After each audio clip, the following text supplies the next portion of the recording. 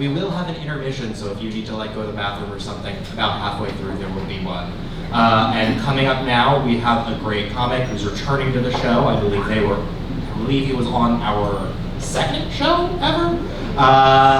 And he was on the New York Queer Comedy Festival. Please welcome to the stage, Jonnea Herman.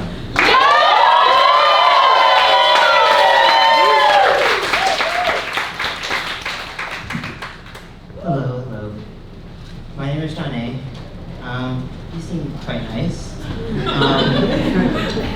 gonna ask you a question. So who here thinks that e-scooters are cool? Okay. Well, I felt that silence. And that was a trick question because I already bought one. Okay?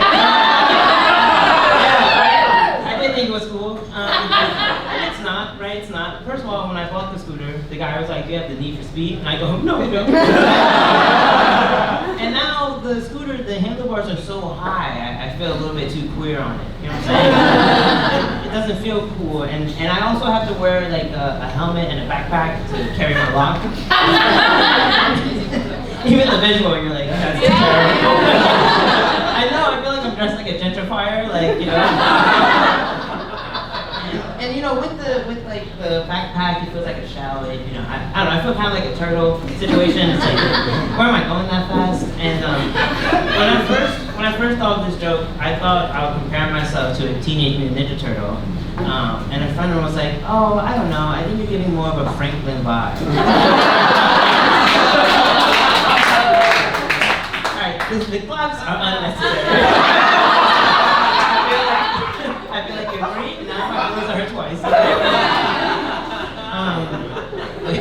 Yes, it's true, I am trans, right? Imagine I came out as cis at the Not a Boy, Not a Girl show. Never invited again.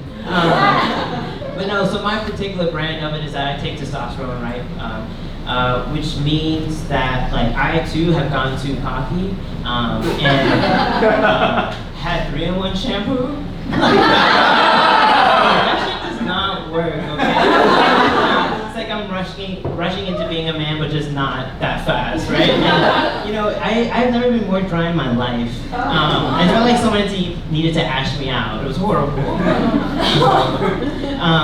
But mostly I like to play in between because I like having options.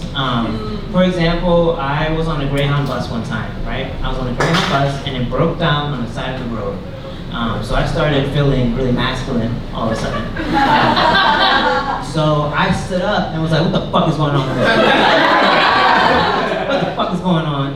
And I see another dude also stand up across the aisle. We make eye contact. I was like, "Oh, we're gonna collaborate. We're gonna figure this shit out, right?" And so at this point, we're just like making up car words, like, you know, like maybe the coolant is leaking or the engine is too hot, you know. And at this point, I thought I'd make a joke, you know. I make a joke and be like, "Oh, what if it's like the Titanic swimming into it first? You know, that'd be crazy. It's a Greyhound bus." That's exactly what happened. The driver came back onto the bus and was like, "Women and children first." And so I popped up and I was like, "Oh, that's me." First and foremost, I am a damsel in distress, okay? I need to be rescued, all right? I'm not safe with him. We don't know how the car works.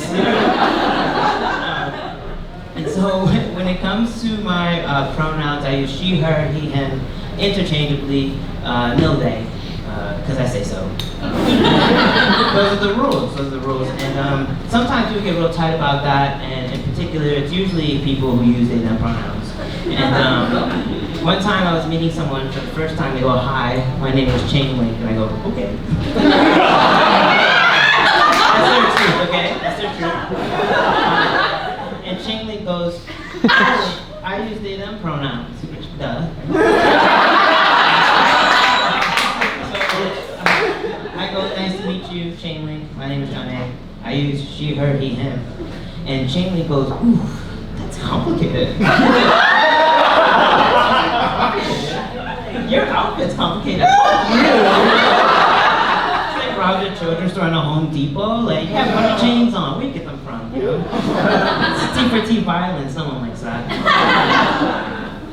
I'm curious if some of my people are here, so I'm gonna ask question one.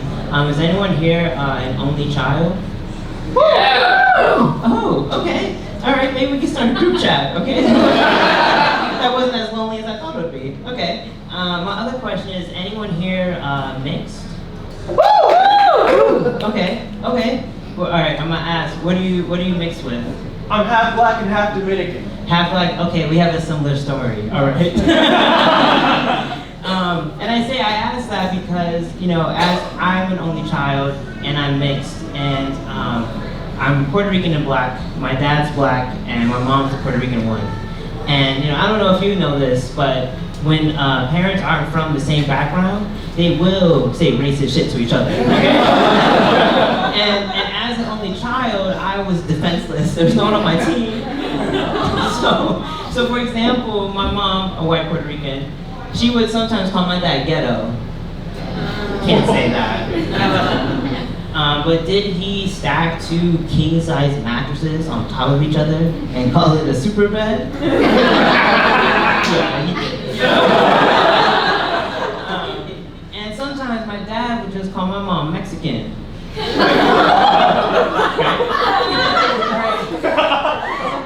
Which is 1, not true. And 2, it just feels like the Mexican community is catching strays in my house.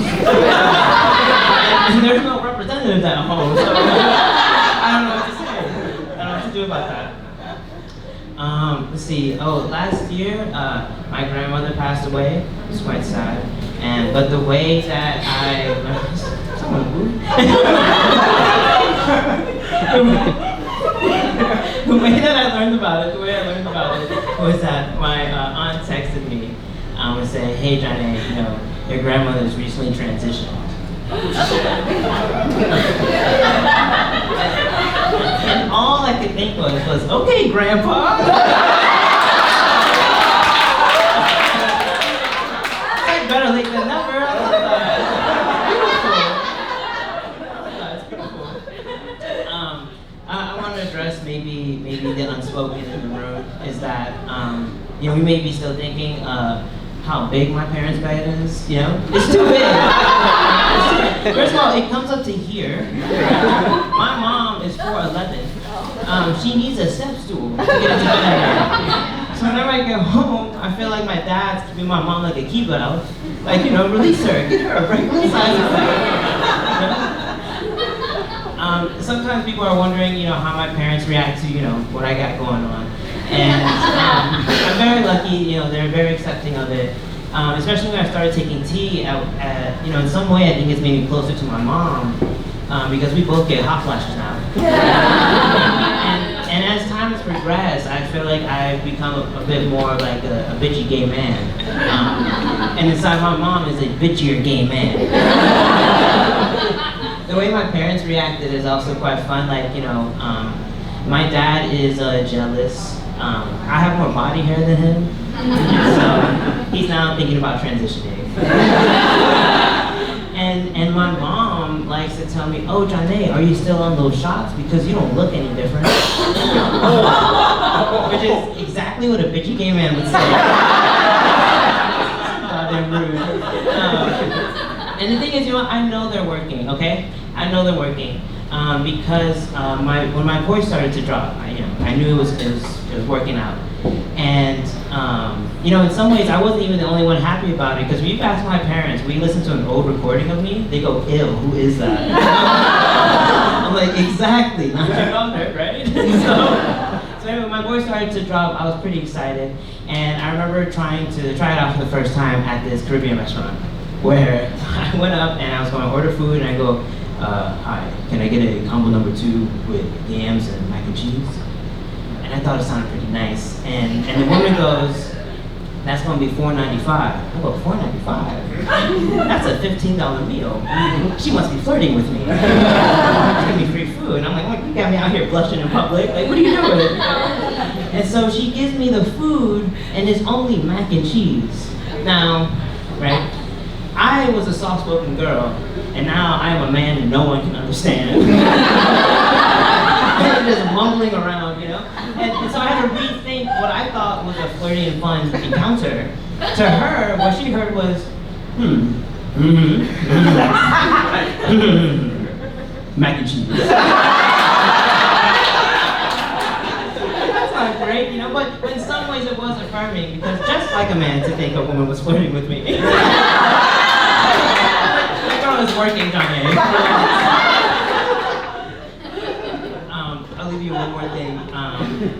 As I've transitioned, you know, what's interesting, I guess, is that men talk to me like we equals, and it's the worst conversations I ever hear. I don't want to be a part of this, and I have one friend. He's a straight cis man, and he's engaged. It's important to know because he called me up, essentially because he wanted to meet up with a girl on the internet, right? And so he called me, he's like, Johnny, I'm in the parking lot. I'm like, what? Where are you? He's like, Johnny, I'm in the parking lot. Do you think I should meet up with her? And I go, no. I don't think you should do that. And it was kind of awkward to say no to him because it felt like, I feel like we started having like this weird argument. And like, as we talked, at one point he goes, Johnny, look, I called you and you answered the phone with a she, her, Latina mindset. And what I wanted was a he, him, nigga mindset. And so now I'm thinking about detransitioning. That's too hard, you know? That's too hard. Y'all have been great. I'm Jonnea. Thank you.